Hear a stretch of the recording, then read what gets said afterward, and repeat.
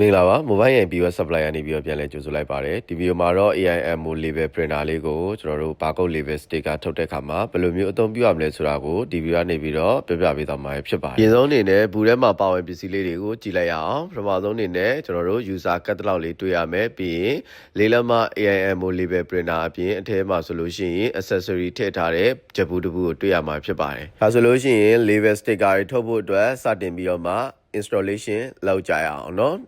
ပထမဆုံးအနေနဲ့ adapter နှစ်ခုကို join ပြီးတော့ power ကျွေးပါမယ်ပြီးရင်တော့ power လေးစတင်ပြီးတော့ဖွင့်လိုက်ပါမယ် printer ကို power ကျွေးလိုက်ပြီဆိုတာနဲ့ကျွန်တော်တို့ printer မှာမီးအပြလေးကိုတွေ့ရမှာဖြစ်ပါတယ်ဒီ label printer လေးကတော့ကျွန်တော်တို့ label printer တွေထဲမှာဆိုလို့ရှိရင်တော်တော်လေးကိုမှ premium look ကိုရောက်ပါတယ်ဒါမြင်လိုက်တာနဲ့ဈေးကြီးမှန်းသိတာစေတယ်ပေါ့နော်โอเคစတင်ပြီးတော့ကျွန်တော်တို့ label တက်ဖို့အတွက် label sticker ကိုကျွန်တော်ခွာလိုက်ပါမယ်ပြီးတော့ roller ကို adjust လုပ်ရမယ်ကျွန်တော်တို့ဒီ roller လေးတက်မယ်ပြီးရင်ဘယ်ညာကိုကလစ်ပြားလေးနဲ့အထိန်တက်စင်မှာဖြစ်ပါတယ် sticker သားလေးကတော့အပေါ်ကနေထားပေးရမှာဖြစ်ပါတယ်ဒီတက်စင်ပုံလေးကိုဗီဒီယိုကိုတေချာလေးကြည့်ရှုစေလိုပါတယ် sticker သားကအပေါ်မှာမြင်တွေ့ရမှာဖြစ်ပါတယ်ပြီးတော့ကျွန်တော်တို့ ruler လေးကိုထည့်ပြီးတော့အရှိမတွေ့ရတဲ့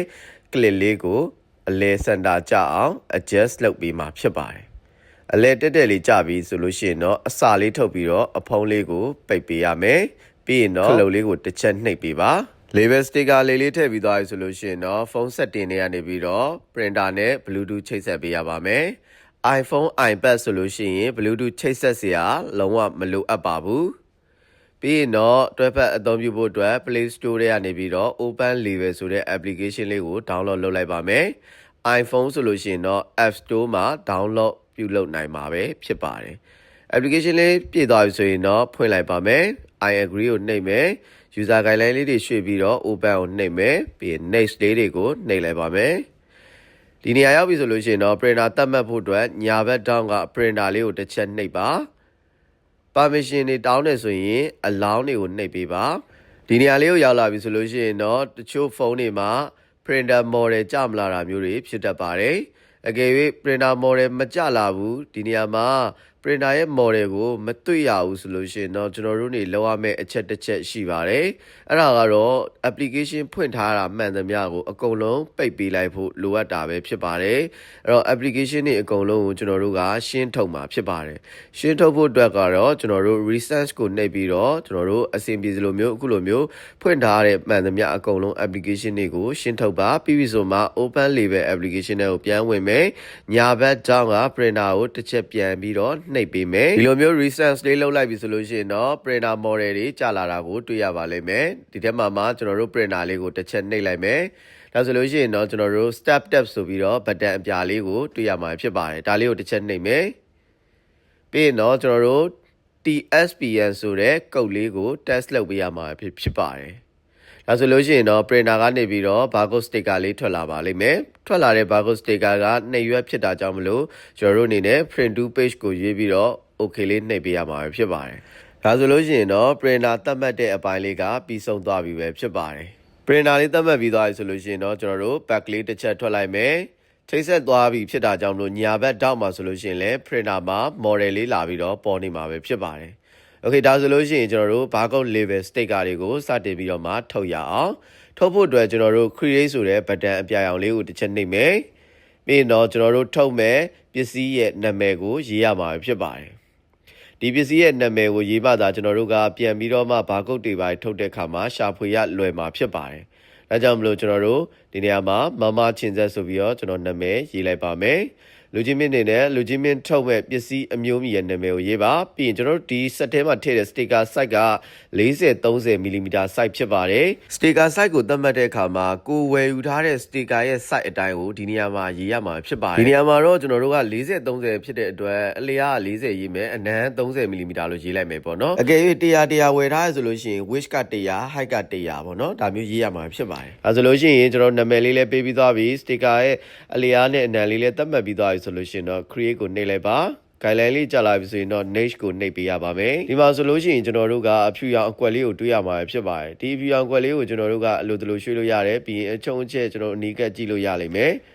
ကျွန်တော်စာရေးတဲ့အခါမှာတော့ဒီအဖြူဘောင်ကိုလုံးဝကြော်ခွင့်မရှိပါဘူးโอเคကျွန်တော်တို့ test ဆိုတာလေးကိုတွေ့ပါလိမ့်မယ် down လေးမှာဒီ test ဆိုတာလေးကိုတစ်ချက်နှိပ်မယ်ပြီးရင်ကျွန်တော်တို့အောက်ဆုံးမှာ box လေးရှိတယ်အဲ့ဒီ box လေးကိုတစ်ချက်နှိပ်လိုက်မယ်ဒါဆိုရင် keyboard လေးပေါ်လာပြီဆိုလို့ရှိရင်တော့ကျွန်တော်တို့ရေးလို့တဲ့စာသားနာမည်ကိုရေးလို့ရပြီဖြစ်ပါတယ်ကျွန်တော်ဒီမှာတော့မမချင်ဆက်အကြောင်းအရာကိုထုတ်မှာဖြစ်တဲ့အတွက်မမချင်ဆက်ဆိုပြီးတော့ရေးလိုက်ပါမယ်လူကြီးမင်းနေတဲ့လူကြီးမင်းထုတ်လို့တဲ့ပစ္စည်းရဲ့အမျိုးအမည်ကိုရေးနိုင်ပါတယ်ကြိုက်တဲ့စာသားကြိုက်တဲ့ကဏ္ဍရေးလို့ရမှာဖြစ်ပါတယ်ရေးပြီးသွားရင် okay နှိပ်ပါပြီးရင်တော့ကျွန်တော်ဒီမမချင်ဆက်လေးကိုကျွန်တော်တို့စာသားပြင်ဆင်မှာဖြစ်တဲ့အတွက် style ဆိုတာလေးကိုနှိပ်ပါမယ်အဲ့မှာကျွန်တော်တို့မမချင်ဆက်ကအပေါ်အသက်လေးပြက်နေတာပေါ့ဒါကြောင့်ကျွန်တော်အောက်လေးကိုနည်းနည်းဆွဲပြီးတော့ line spacing ဆိုတာလေးကို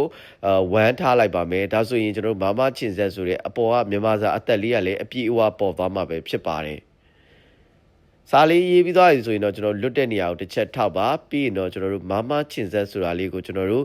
လိုတဲ့နေရာလေးကိုရွှေ့လို့ရပါတယ်ရွှေ့တဲ့အခါမှာအဖြူကွက်ကိုလုံးဝကြော်ဝင်မရှိပါဘူးအဖြူဘောင်အတွင်းထဲမှာပဲကျွန်တော်ထားရပါမယ်ကိုစိတ်ကြိုက်နေရာကိုထားပါပြီးလွတ်တဲ့နေရာတစ်ချက်ထောက်ပြီးတော့နောက်တစ်ကြောင်းရေးမှာဖြစ်တဲ့အတွက် dash ကိုနှိပ်မယ်စာလေးကျလာပြီဆိုရင်ကျွန်တော်တို့ကအောက်ကရေးမှာဖြစ်တဲ့အတွက်အောက်လေးကိုနည်းနည်းလေးရွှေ့လိုက်မယ်ပြီးရင်အောက်က box လေးတွေကိုတစ်ချက်ထောက်လိုက်မယ် keyboard လေးပေါ်လာပြီဆိုလို့ရှိရင်တော့ကျွန်တော်တို့ရေးလို့တဲ့စာသားတွေကိုထပ်မံပြီးတော့ရေးမှာဖြစ်ပါတယ်ဟုတ်ပြီကျွန်တော်ဒီမှာတော့ဈေးနှုန်းလေးရေးလိုက်ပါမယ်လူချင်းမင်းရဲ့ product နဲ့ပတ်သက်ပြီးတော့မှသက်ဆိုင်ရာအကြောင်းအရာကိုရေးနိုင်မှာပဲဖြစ်ပါတယ်ကြိုက်တာပဲရေးပါပြီးရင် okay လေးနှိပ်ဖို့မမေ့ပါနဲ့ပြီးတော့ကျွန်တော်တို့လိုသလိုမျိုးလေးရွှေ့ပါကိုထားခြင်းတဲ့နေရာကိုကြိုက်တယ်လို့လုပ်ပါအဖြူပေါင်တွေကလုံးဝကြော်ခွင့်မရှိပါဘူးပြီးရင်တော့ကျွန်တော်တို့လွတ်တဲ့နေရာကိုတစ်ချက်ထားပြီးရင်ကျွန်တော်ဘားကုတ်လေးထုတ်ကြည့်အောင်ဗျဘားကုတ်လေးထုတ်မယ်ဆိုရင်တော့ကျွန်တော်တို့ test ရဲ့ပြီးမှာ 1D ဆိုတာလေးရှိပါတယ်ဒါလေးကိုနှိပ်လိုက်ပါဒါဆိုရင်တော့ဘားကုတ်လေးကျလာမှာပဲဒီဘားကုတ်လေးက default အနေနဲ့တော့1 3 4 5 6 9 10ပေါ့နော်ဒါလေးကိုမှကျွန်တော်တို့ကဒီအောက်ကပေါက်လေးကိုတစ်ချက်နှိပ်လိုက် keyboard လေးပေါ်လာလိမ့်မယ်အဲ့မှာမှကျွန်တော်တို့သတ်မှတ်လို့တဲ့ဘားကုတ်နံပါတ်ကိုထားပေးပါကိုကြိုက်တာရေးပေါ့နော်ပြီး okay လေးနှိပ်ပါဒါဆိုရင်ကိုတတ်မှတ်လိုက်တဲ့ဘားကုတ်လေးအဖြစ်ပြောင်းလဲသွားမှာဖြစ်ပါတယ်ဒီမဲ့တော့တချို့ပစ္စည်းမှာဘားကုတ်မပါတာရှိလိမ့်မယ်အဲ့တော့ကိုကြိုက်တဲ့နံပါတ်ကိုရေးပြီးတော့ဒါတတ်မှတ်လိုက်ပါโอเคဒါဆိုကျွန်တော်ဒီအောက်မှာဆိုလို့ရှိရင် test တွေ 1D တွေ 2D တွေပြီးရင် image ပေါ့နော် logo တွေပါထုတ်ချင်တယ်ဆိုရင် image ကိုနှိပ်ပြီးတော့ Evan တွေကနေပြီးတော့ကိုယ့်ရဲ့ logo တွေကိုထုတ်လို့ရမှာဖြစ်ပါတယ် logo ကအဖြူမဲပဲရပါပဲ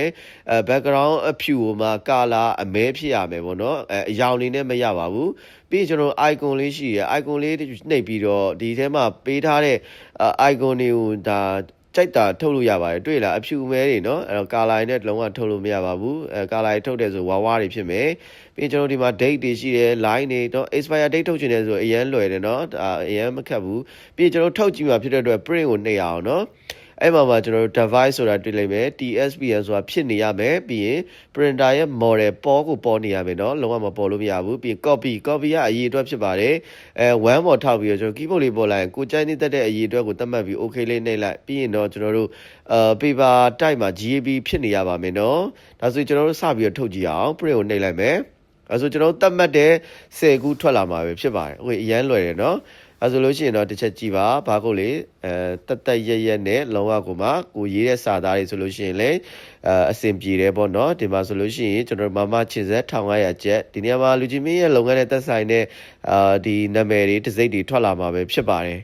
ဒီကောင်တွေကတာမယ် printer ဖြစ်တဲ့အတွက်ကြောင့်မလို့ဒီ label printer တွေကိုမင်းလုံးဝဖြစ်စရာမလိုအပ်ဘူးเนาะစေကာကတ်အားလဲလုံးဝကိုကောင်းတယ်ပြီးရေးစုခန့်တယ်နေပူခန့်တယ်ကြိုက်တယ်လို့ထားလို့ရတယ်လုံးဝမပြတ်ဘူး